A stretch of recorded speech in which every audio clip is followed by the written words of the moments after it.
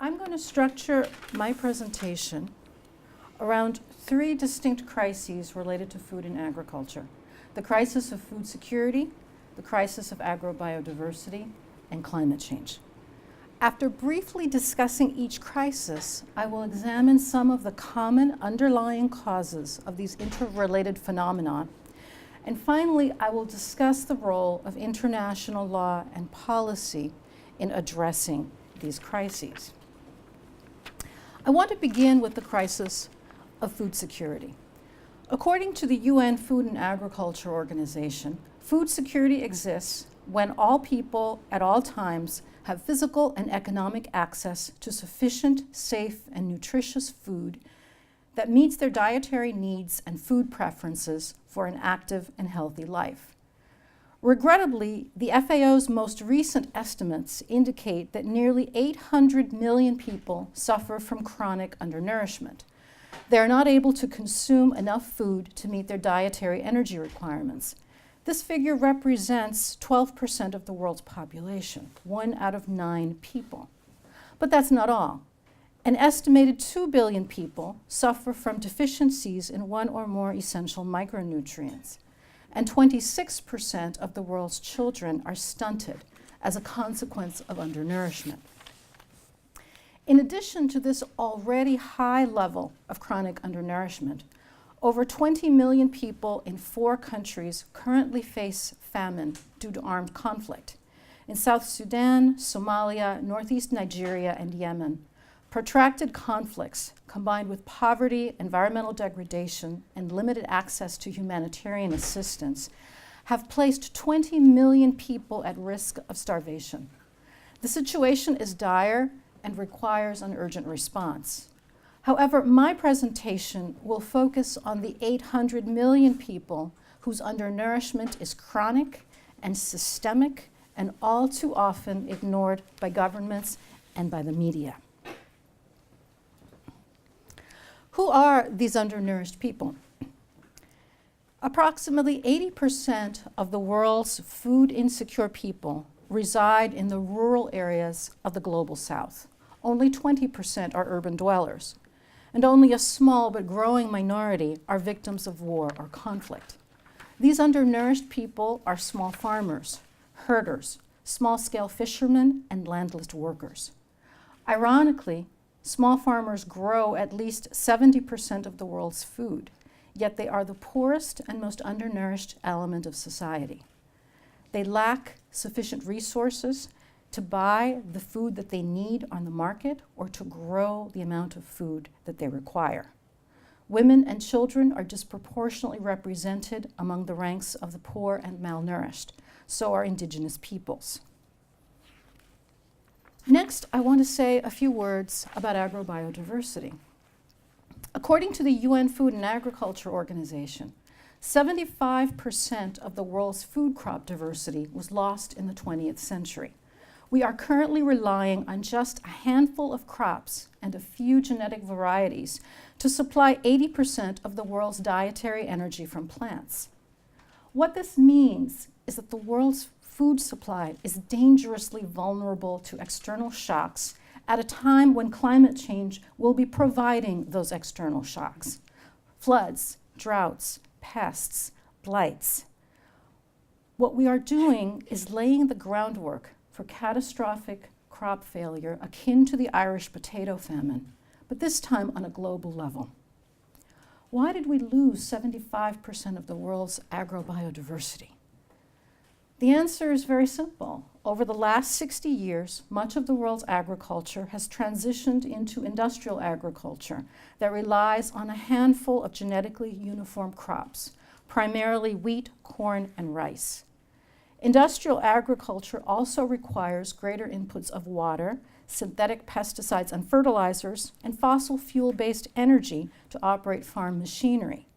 This model of agricultural production has triggered a whole range of environmental problems in both affluent and poor countries, including soil erosion and loss of nutrients, dead zones in lakes and rivers due to algae blooms caused by agricultural runoff, acceleration of resistance to pesticides and herbicides, chemical contamination of lakes, rivers, and groundwater, depletion of freshwater resources, exposure of farm workers and consumers to toxic agrochemicals, massive deforestation and loss of biodiversity as more land is cleared for agricultural production, and finally, dependence on fossil fuel-based pesticides and fertilizers.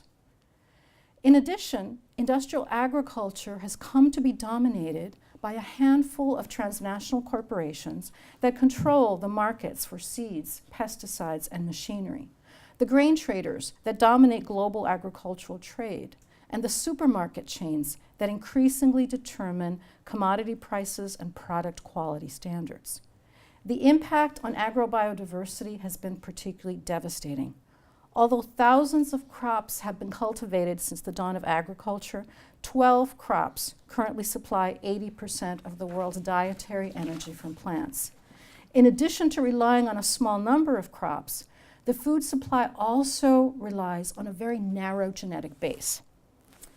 Genetically uniform, high-yielding varieties have supplanted traditional varieties for 70% of the world's corn, 75% of Asian rice, and half of the wheat grown in Asia, Africa, and Latin America. In 1950, India had 30,000 wild varieties of rice. By 2017, the number was down to 50. Why does this matter? First, genetically diverse crops possess greater resistance to pests, disease, and adverse weather events than genetically uniform crops. This is nature's natural insurance policy. Second, wild varieties of crops, such as the diverse crops grown in Mexico and Central America, the diverse corn crops, are the primary sources of germplasm used by plant breeders to develop new, more resilient crop varieties that will withstand environmental stresses like drought, like floods. Third, as weather patterns become less predictable and yields decline, plants that currently have little or no economic value may become very important as sources of food and medicine. Fourth, cultivating diverse crops provides people with more varied diets and improved nutrition. Finally, the cultivation of diverse crop varieties and the protection of farmers' rich heritage of traditional knowledge about agroecological practices is essential for climate change adaptation. It's important to remember that the small farmers and indigenous communities in the global South who suffer from chronic food insecurity are also the stewards of the world's agrobiodiversity. Protecting agrobiodiversity requires protecting the livelihoods, skills, and knowledge of these communities. The third crisis that I want to discuss is climate change. Climate change is the single greatest threat to the world's food supply. Climate change will wreak havoc on food production by increasing the frequency and severity of extreme weather events, depressing agricultural yields, reducing the productivity of the world's fisheries, and placing additional pressure on scarce water resources. The consequences are not distributionally neutral. The most severe impacts of climate change will be experienced in tropical and subtropical regions and will disproportionately affect the world's poorest populations. The UN Development Program estimates that an additional 600 million people could be at risk for food insecurity by 2080 as a consequence of climate change.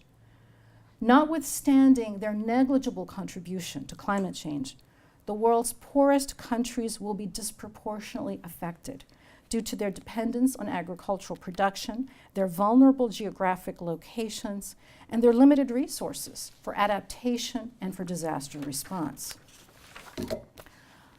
Ironically, agriculture is also one of the greatest contributors to climate change, responsible for approximately half of all global greenhouse gas emissions. But it is industrial agriculture in particular that contributes to climate change in a variety of ways. The first is direct emissions from agricultural production, primarily nitrous oxide emissions from nitrogen-based synthetic fertilizers, and methane from livestock and rice production. The second is changes in land use. The expansion of the agricultural frontier is the primary cause of deforestation.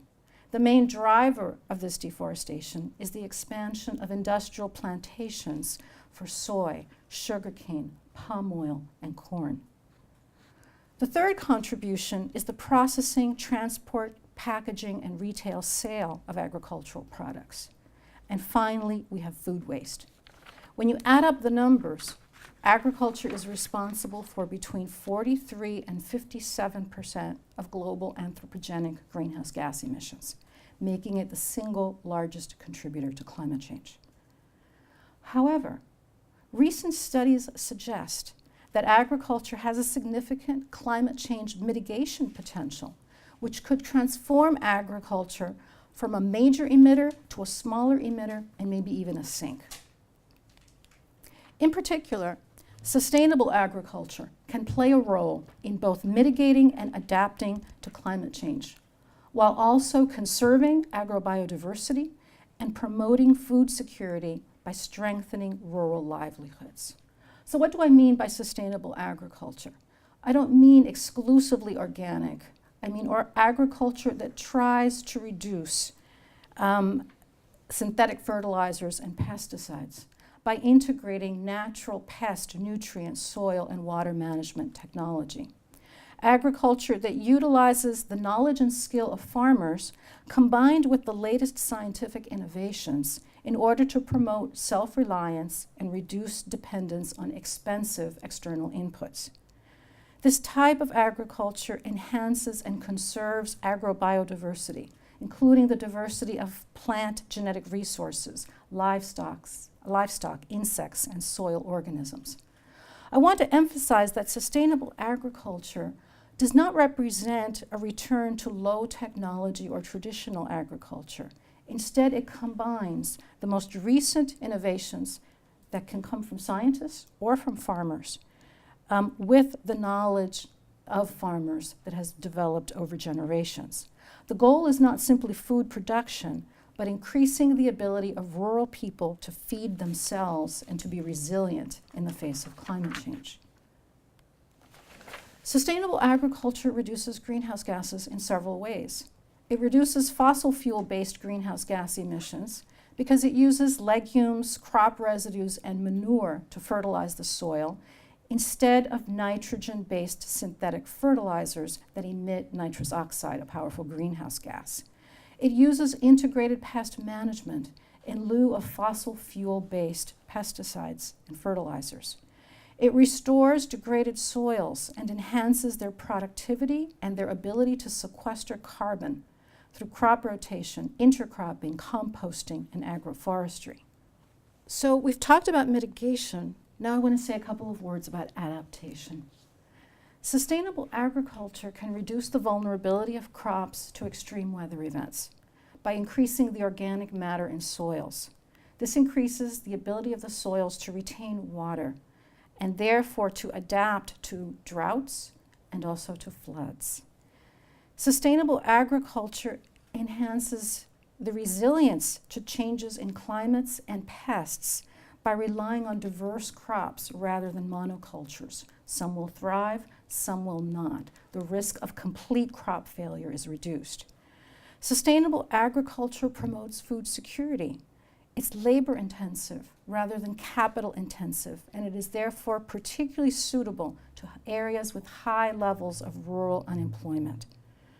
Sustainable agriculture preserves and enhances the skills and knowledge that will play an important role in adapting to climate change, including the knowledge and experience of farmers in breeding locally adapted seeds that will be more resilient to floods, droughts, pests, and other disturbances. This raises the question, can sustainable agriculture produce enough food to feed a global population that will exceed 9 billion by 2050? There are several studies. I'm going to highlight two. A 2007 study by researchers at the University of Michigan, led by Catherine Badgley, compared yields of conventional and sustainable agriculture based on data from almost 100 studies. They concluded that in the global south, sustainable agriculture often increases yields, especially among resource-poor farmers in areas suffering from water scarcity. A 2014 study by scientists at UC Berkeley evaluated 115 studies in 38 countries. The study compared organic and conventional agriculture in both the global north and the global south.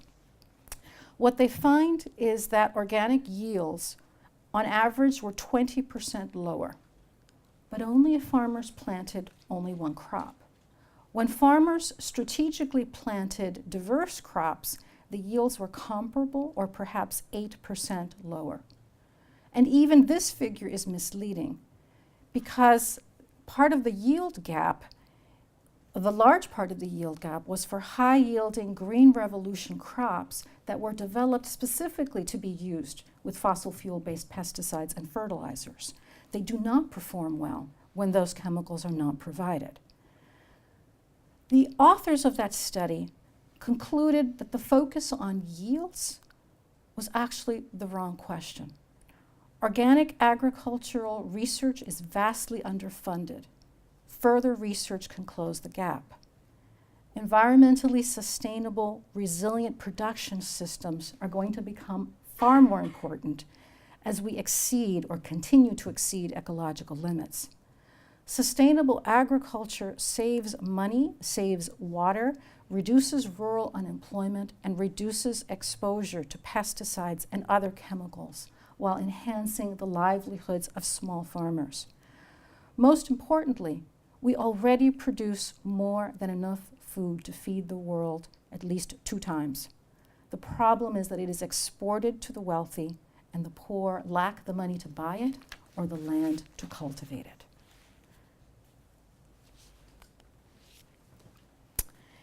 The converging crises of food security, climate, and agrobiodiversity highlight the need for reform of the global food system to promote sustainable agriculture and to protect the livelihoods of the poorest farmers. The current and former UN Special Rapporteur on the right to food have advocated agroecology in the global south as a means of enhancing access to food while mitigating and adapting to climate change. Numerous UN-sponsored research has reached similar conclusions and has advocated a transition to sustainable agriculture. Here are a couple of examples of some of that work, including the UN Food and Agriculture's most recent report on the state of agriculture currently.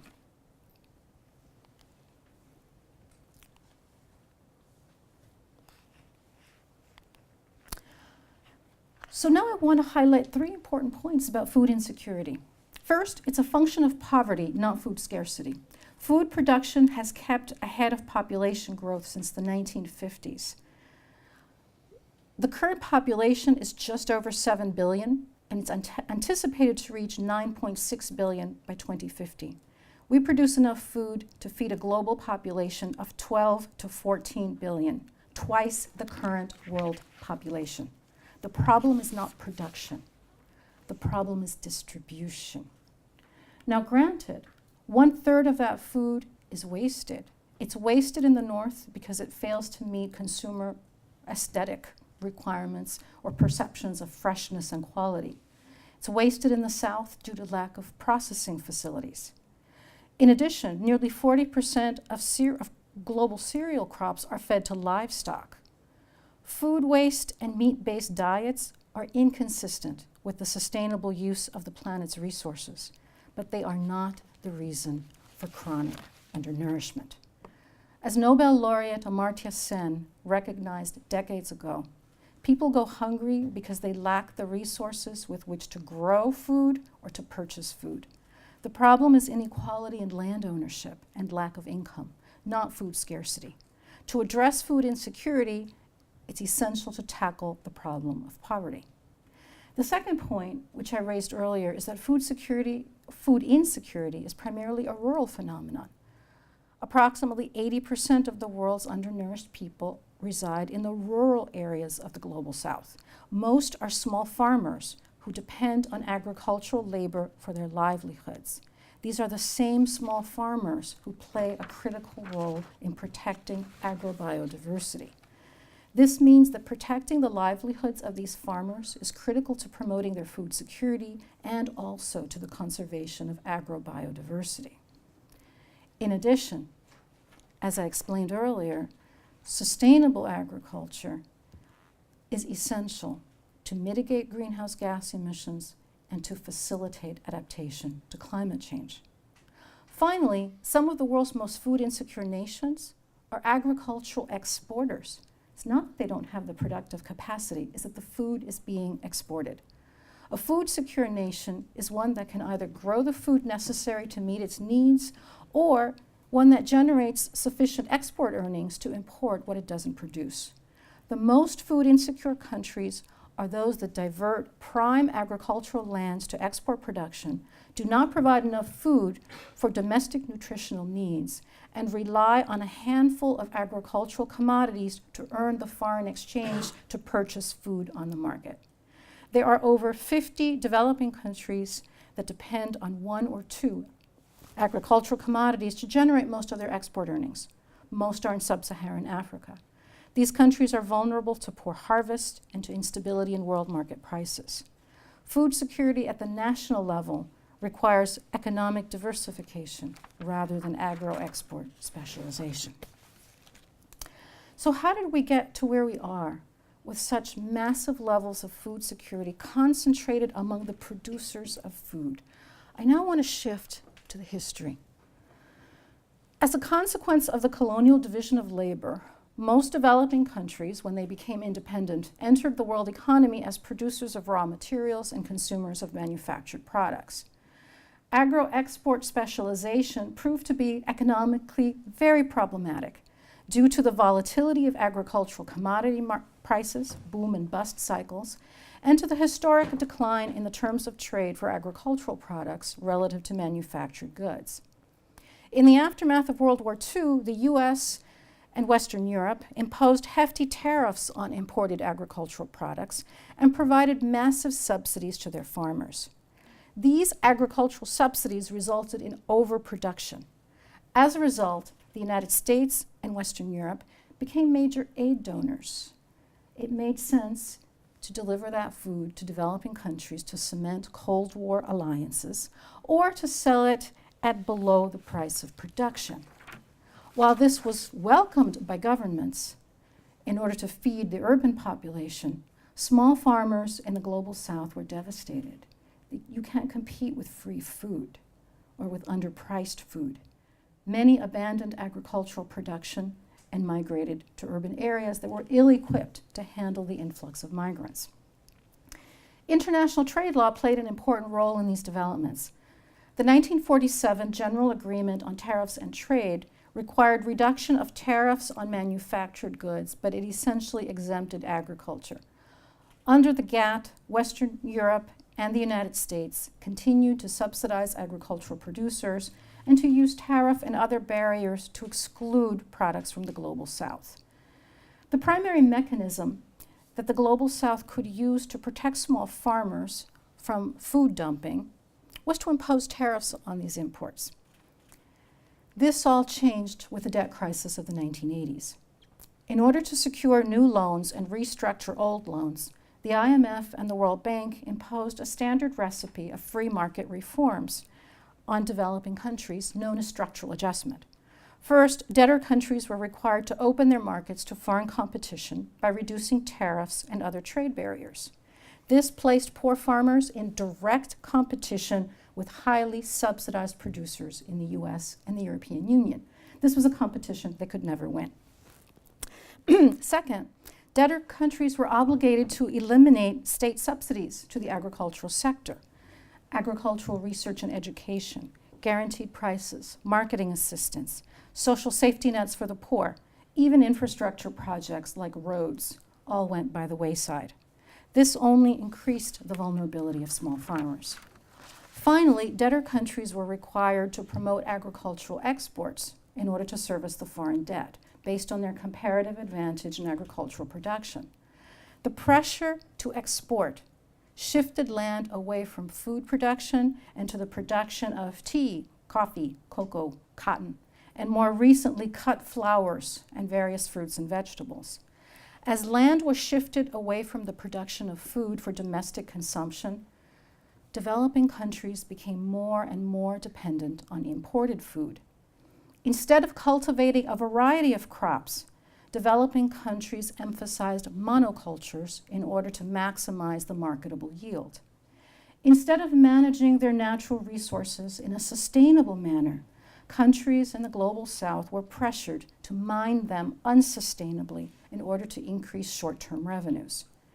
Because monocultures are more vulnerable to pests and disease and deplete the soil of nutrients, developing countries became increasingly dependent on seeds, pesticides, and fertilizers produced by transnational corporations headquartered in the global north. Structural adjustment created a double standard in world agricultural trade: austerity for the poor, subsidies for the rich. These policies increased food insecurity and encouraged the expansion of industrial agriculture. The planting of cash crops instead of food crops to pay the foreign debt eroded agrobiodiversity and depressed food production. Countries in the global south also increased the lands under cultivation, often at the expense of forests and wetlands. The impact on food security was very severe. The influx of cheap imported food from the US and the EU impoverished poor farmers and produced a decline in domestic food production. As farmers abandoned the land, rural communities were fractured and traditional agroecological knowledge was lost. In the course of a few decades, countries that were once net food exporters became net food importers.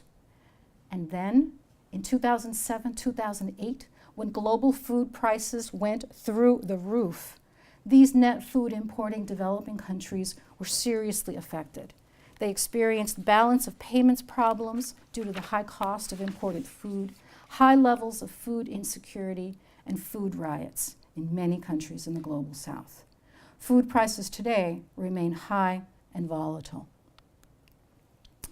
The next step in my chronology is the WTO Agreement on Agriculture. The WTO Agreement on Agriculture, which entered into force in 1995, purported to eliminate the double standards in global agricultural trade and establish a fair and market-oriented system. The agreement required WTO members to reduce trade-distorting subsidies, convert all import barriers to tariffs, and reduce tariffs over time. The agreement on agriculture failed to achieve its subsidy reduction objectives because affluent countries made aggressive use of the ambiguities and exemptions in the agreement to continue to subsidize their agricultural producers and agricultural exporters. In 2001, the Doha Development Round of WTO negotiations was launched, and it purported to take very seriously the concerns of the global south. But North-South disputes, specifically over agricultural subsidies, have essentially torpedoed the conclusion of this agreement. In the meantime, though, numerous bilateral and regional free trade agreements have gone further, much further than the WTO in opening up southern markets to northern exports without requiring a reduction in northern subsidies. For example, the North American Free Trade Agreement among Canada, the United States, and Mexico obligated the parties to eliminate most agricultural tariffs by 2004, which they did. But the agreement did not require reductions in agricultural subsidies. Similarly, the European Union's free trade agreements with countries in Asia, the Pacific, and the Caribbean, known as European Partnership Agreements, require substantial reductions in tariffs while permitting the European Union to continue to subsidize its farmers. This means that again we see the same pattern: small farmers in direct competition with the most affluent, highly subsidized agricultural producers. So when we think about the problems that have arisen, in many ways the WTO is the least of the problem. It starts with structural adjustment. The WTO allows the status quo to continue, but the bilateral trade and investment agreements put the nail on the coffin by forcing developing countries to open their markets with no corresponding reductions in northern subsidies. This double standard has facilitated the dumping of agricultural commodities on the local markets of the South at highly subsidized prices, undercutting small farmers, discouraging food production, creating dependence on volatile international markets at a time when agricultural prices are rising. This has also had adverse environmental consequences. The agricultural subsidies of the North encourage industrial agriculture. The emphasis on the South exporting agricultural products to pay the foreign debt also promotes industrial agriculture. In 2006, the UN Millennium Ecosystem Assessment concluded that the massive increases in agricultural production in the late 20th century have led to an alarming deterioration in the planet's ecosystems that pose risks to agricultural production, including massive soil erosion, growing scarcity of fresh water, loss of plant genetic diversity. Finally, the redirection of agricultural production toward foreign rather than local markets has increased the power of the transnational corporations that dominate these markets. For example, as a consequence of recent mergers, just 3 powerful corporations control more than 65% of global pesticide sales. 3 companies, over 65% of the market. These 3 companies also control 61% of proprietary seed sales. What this means when you have a consolidation of pesticide manufacturers, seed manufacturers, and grain traders is that these companies place small farmers in a vise. They charge them high prices for agricultural inputs like seeds and fertilizers and pay them low prices for their agricultural output. These corporations also charge consumers high prices for processed goods. Just consider the difference between a cup of coffee at Starbucks and what the coffee farmer gets. It is the power of these companies that dictates the position of northern countries in the WTO negotiations and in the negotiations of regional and bilateral free trade agreements. It is the power of these corporations that persuades governments to offer perverse subsidies to some of the planet's wealthiest farmers, including for new products like corn ethanol. Studies have been done on corn ethanol. The life cycle greenhouse gas emissions of corn ethanol are actually greater than those of fossil fuels, yet it is being subsidized as a solution to climate change. Why? Because of the power of the industry to create those subsidies. So the global food crisis is not a function of food supply, but of ill-advised trade, aid, and financial policies that impoverished small farmers and made countries of the global South increasingly dependent on food imports. This dependence on imports is affecting not only the quantity of food consumed by the poor, but also the quality. As cheap, low-quality processed food from the global North displaces fresh, higher-quality local food which is exported. This means that many poor and middle-income countries are experiencing epidemics of both undernourishment and increasing obesity, type 2 diabetes, and other diet-related diseases. What an optimistic account, but it's the reality. Okay, but it gets worse. It gets worse. It gets worse. If this were not enough, the biofuels boom and financial speculation in agricultural markets threaten both food security and the environment. What is going on? First, you're all familiar with the bursting of the housing bubble in the United States in 2007. A lot of people lost money. Many shifted speculative investment away from housing and into agricultural commodities. And this contributed significantly to the 2008 spike in food prices. It didn't help that the United States had decided to deregulate certain commodity index funds at that very time, making it easier for this speculative investment to flow. As money flooded in and out of these commodity index funds, food prices became increasingly volatile. to the detriment of low-income consumers and also net food importing developing countries. In addition, the decision of the United States and the European Union to mandate and subsidize the production of biofuels drove up food prices and reduced the production of food crops. Through subsidies, tax credits, and mandates requiring specific percentages of biofuels in transportation fuels, the US and the EU have stimulated the demand for food-based biofuels as a solution to climate change. Not all biofuels are created equal. Some produce less greenhouse gases, some produce more. It all depends on how the biofuels are produced.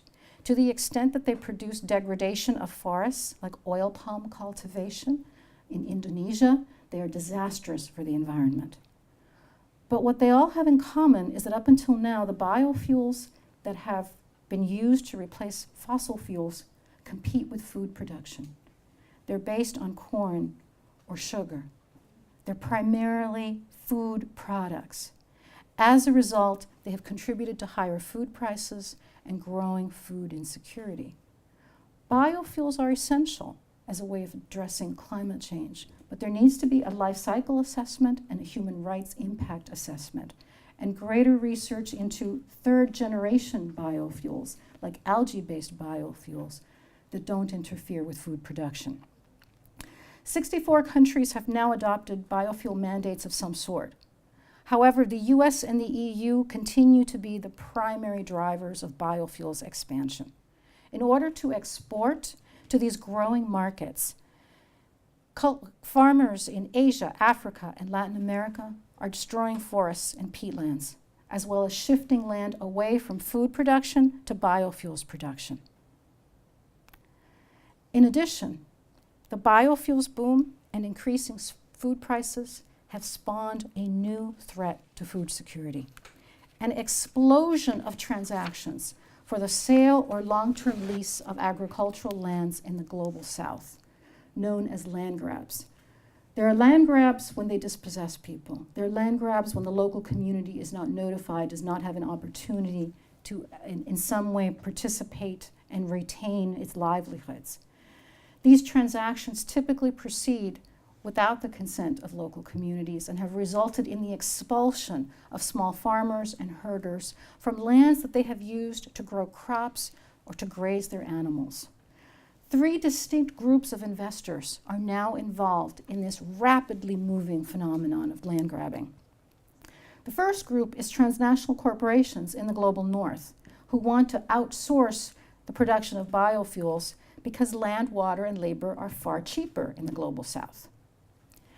The second group consists of northern investment banks, hedge funds, and pension funds that are now speculating not on agricultural commodity markets, but on land itself, which is cheap but rapidly appreciating in the global south. And then the third group raises very interesting south-south tension.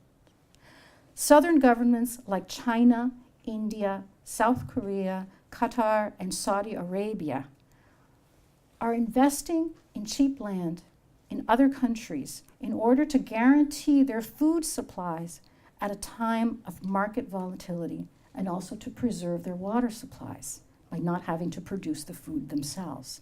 So they're cultivating it abroad and then exporting all of it back instead of purchasing food on the market. So the crisis of food security is having this perverse consequence of making it even worse for those that are the target of land grabbing as other countries try to preserve their own food security by growing their food abroad. What is the consequence of these land grabs? These land grabs are dispossessing people. They're polluting and diverting the local water supply. They're accelerating the shift away from sustainable agriculture and toward industrial agriculture. International law plays a central role in facilitating these land grabs. The contract between the host state and the foreign investor generally establishes the legal framework for the investment. Many contracts contain a so-called stabilization clause that requires the host state to compensate the foreign investor for any economic losses arising from the state's modification of the regulatory framework applicable to the investment. In other words, this has the effect of freezing the law at the time of the investment. And this is at a time when countries are modifying their environmental laws, their labor laws in response to fast-changing circumstances. If a host state decides to enact environmental legislation to protect its water supply from pollution, or labor legislation that imposes additional costs on the foreign investor, the foreign investor can initiate an arbitration proceeding to obtain compensation. This has a profound chilling effect on efforts to protect human rights or the environment. The contract between the host state and the foreign investor typically provides for the right to export all of the food produced. This means that the host state would have to compensate the foreign investor if there was a food shortage or high international food prices that resulted in the host state taking some of that food for its own people.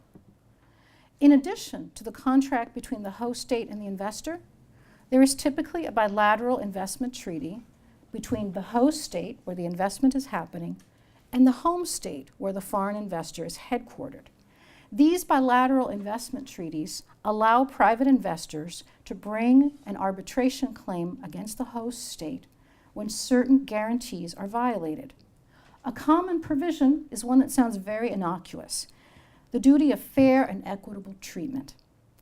Arbitration tribunals have said that this provision means that the host state has to honor the legitimate expectations that arise from the investment.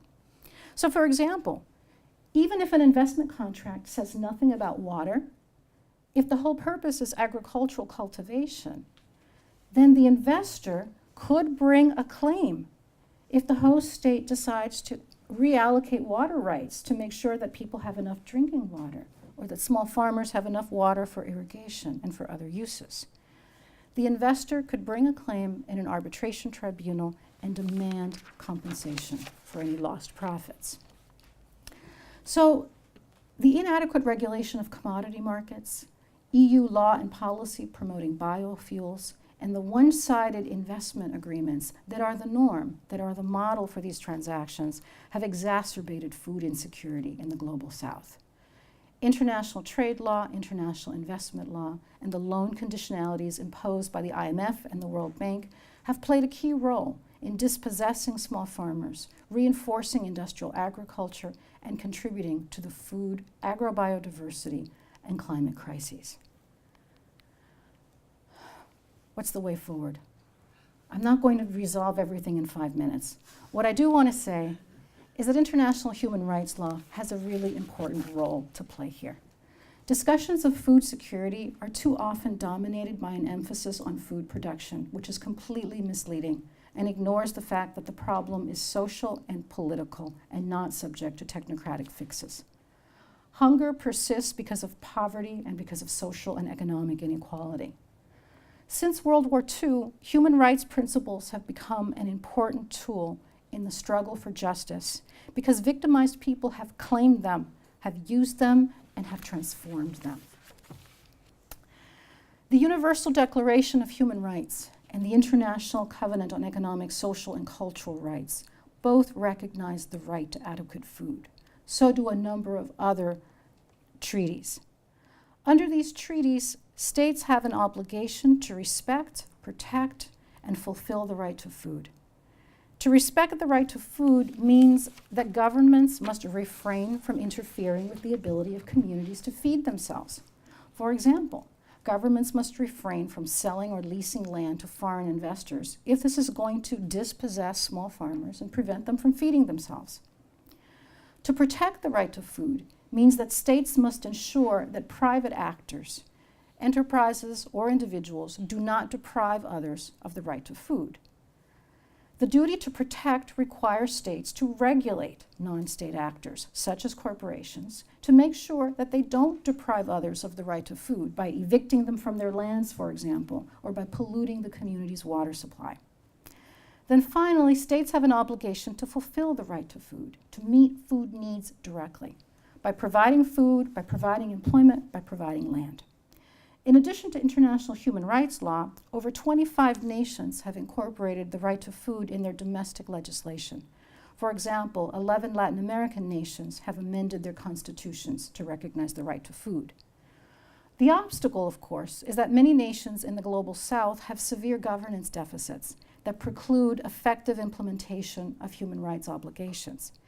In addition, southern states are constrained by obligations under international trade and investment agreements, the obligations I mentioned just now, and by the loan conditions imposed by the IMF and the World Bank. What this means is that we need to think about international law in more complex ways, and the groundwork for doing this has been laid by a variety of both scholars and UN bodies. International human rights law also imposes extraterritorial obligations. This is controversial, but it's growing. The extraterritorial nature of human rights obligations is derived in part from customary international law. Those of you in my environmental law class are familiar with the duty to refrain from causing transboundary harm. In addition, Article 56 of the UN Charter requires all states to take joint and separate action to ensure the realization of human rights. Article 2 of the International Covenant on Economic, Social, and Cultural Rights requires states to cooperate to progressively realize the rights set forth in the treaty, including the right to food. So what does this mean in practice? It means that states have an obligation to respect the enjoyment of the right to food in other countries, to protect that right and to fulfill it. Respect. That means that when states negotiate trade agreements and investment agreements, they have an obligation to make sure that these agreements do not violate the right to food of vulnerable people in other countries. Similarly, states must consider the impact of their domestic legislation, such as biofuels laws and policies, on the right to food in other states. Protect. States must also ensure that third parties subject to their jurisdiction and control, such as transnational corporations, do not violate the right to food in other countries by dumping food at below the cost of production or engaging in land grabbing. States that are members of the IMF, the World Bank, and regional development banks have an obligation to use their voting power to ensure that the policies and practices of these institutions do not violate the right to food. Finally, states have a duty to fulfill the right to food that they can discharge by providing food aid in ways that enhance rather than diminish the rights of small farmers. This discussion of extraterritoriality is important because it should cause us to rethink the role of human rights law.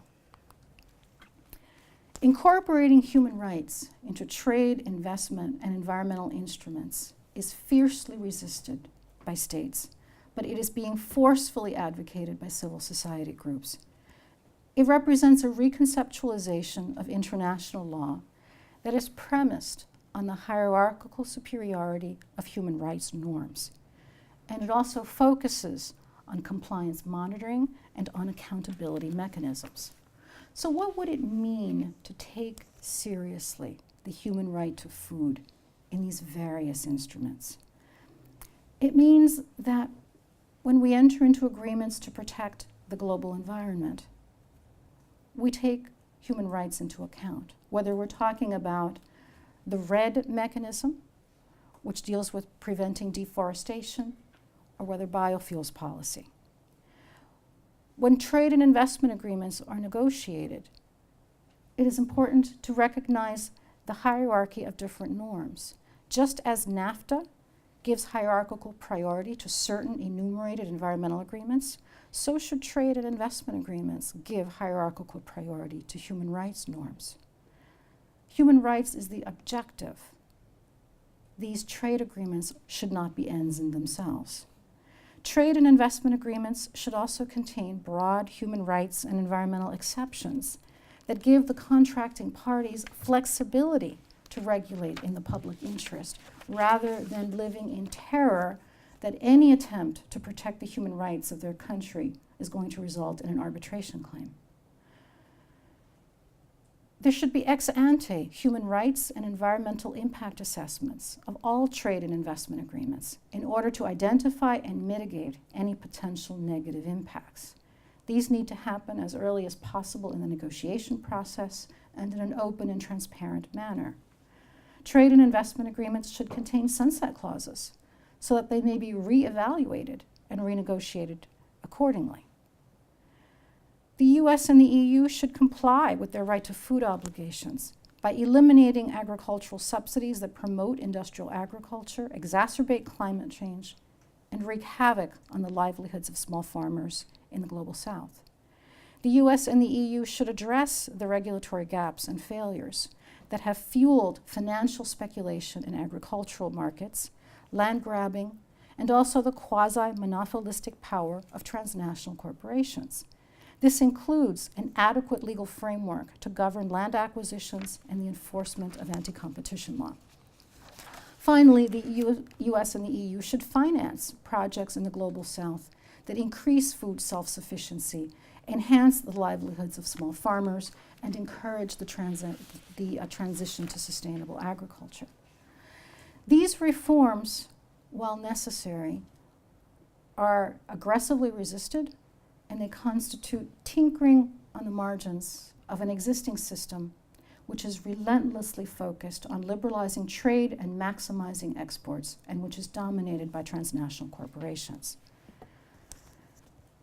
Because access to food on markets, on international markets, is determined by purchasing power, it is actually dangerous for poor countries and marginalized communities to rely exclusively on increasingly volatile international markets.